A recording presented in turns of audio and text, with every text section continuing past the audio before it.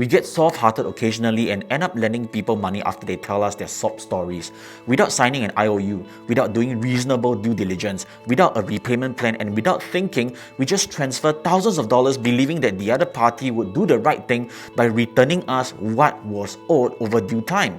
Turns out that's not always the case because we are that nice friend, and sadly, nice people always get trampled upon like dust on the floor. So here are 10 ways that I found really effective in getting back my money. You could engage a professional legal debt collector to assist you with the recovery process. From my personal experience, they charge around 10% to 50% of the total amount owed to you. For example, if you need to recover $10,000, they may charge you 30% of whatever they can recover. So if they can recover $5,000 only, they would take $1,500 as their debt collection service fee. Professional debt collectors will go through the debt recovery process legally. They will investigate your situation in detail and send a letter of demand asking for a repayment within a 7-day period.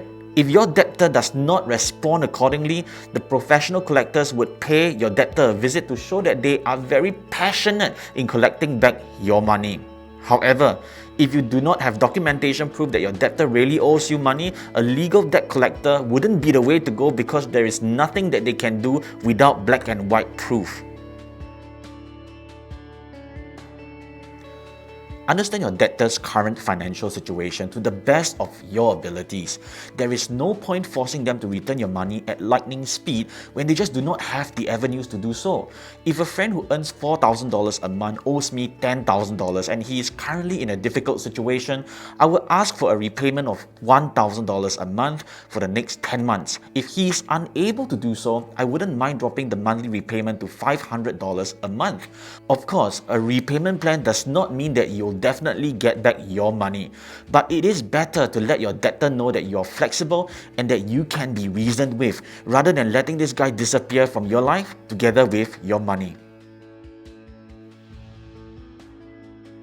This is the time for you to highlight your own financial situation. Main point is to plant the seed of guilt into their soul so that it will motivate them to do everything that they can to find money to return you.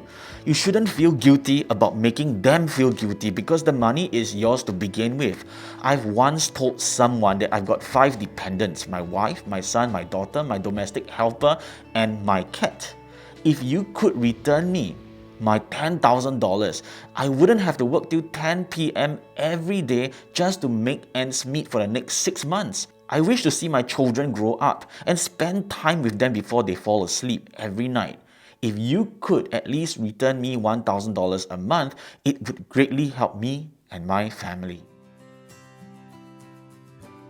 I know some of you would never want to do this because it makes you look like a tattletale.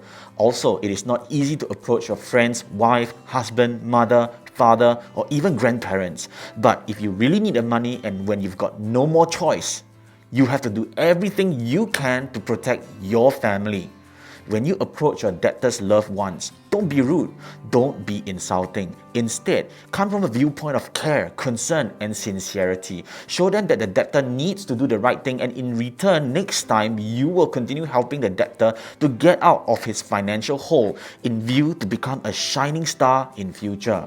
So for example, you could say, "Auntie, I just want to let you know that I really need money now because I am going through a financial setback in my own life.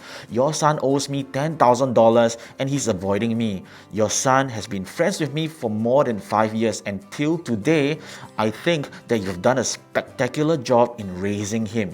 I'm sure he's better than this. I'm not rushing him to pay me a lump sum back. I'm only asking for $1,000 a month to feed my family. Because your son is my friend, I'm also willing and I'm committed to help him get out of his financial problems. But before I can do so, I need to first make sure that my family's finances are secure. I hope you'll help me to speak to him about this matter." When your debtor's loved ones know about this, in certain cases, they would even use their own money to pay up what's owing to you first. And even if they don't, your debtor will be pressured by their loved ones to return you your money. So long as your debtor has got an income and if he's not maxed out on his loans, he would be able to approach these three main avenues for a loan: his friends and family, a bank loan or a credit card balance transfer, and or the licensed money lenders. If he's able to get a $10,000 personal loan from the bank, his monthly repayment can be as low as $400 to $600 a month only. Licensed money lenders could be a little bit more difficult because their requirements could range from as high as $1,000 to $2,000 a month. Feel free to prepare the various phone numbers or website URLs for him so that he would be able to take immediate action and be on the path towards returning you your money. If you need to buy a $3,000 computer, you could ask your debtor to make this purchase for you using a no-interest installment plan. In your books, this would instantly mean that $3,000 has been returned.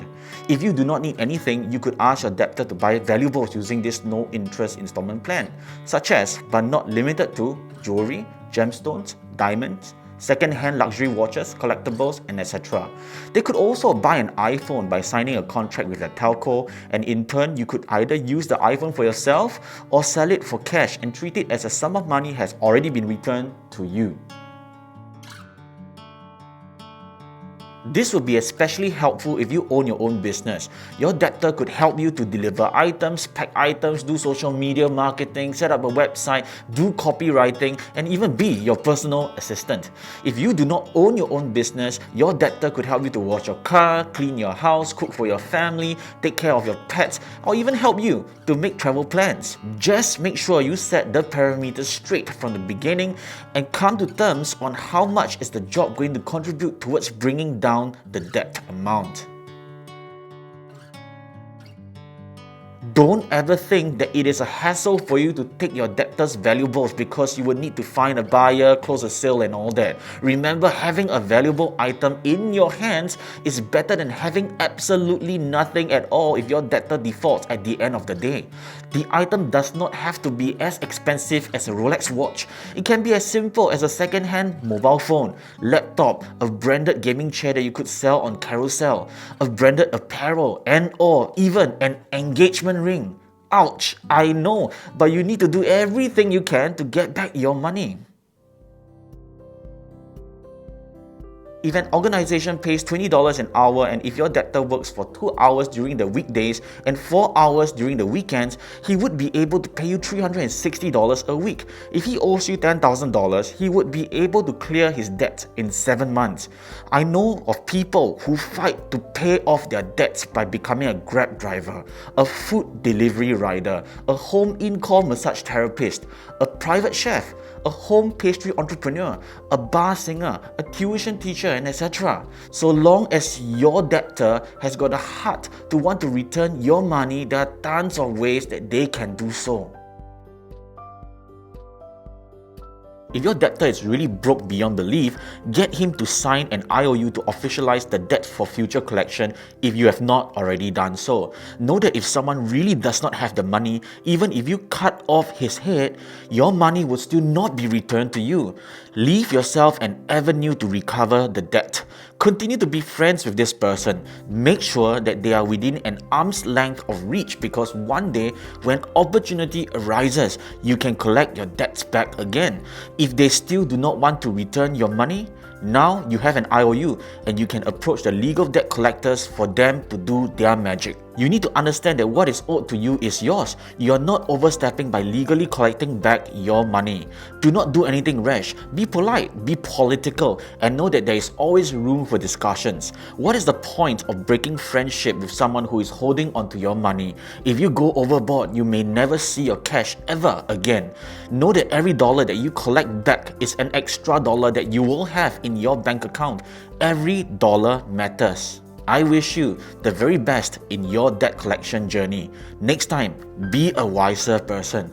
Be sure before you lend anyone anything.